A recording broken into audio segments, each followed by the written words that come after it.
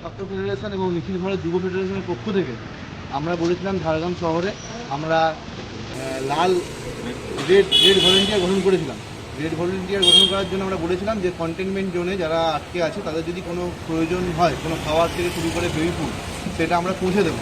তো আমরা আজকে এখানে এসেছি, তার পরিবারের একজন করোনায় আক্রান্ত এবং তার দীর্ঘদিন দোকানপাট বন্ধ, ব্যবসা বন্ধ, তার অর্থনৈতিক অবস্থা খুবই খারাপ।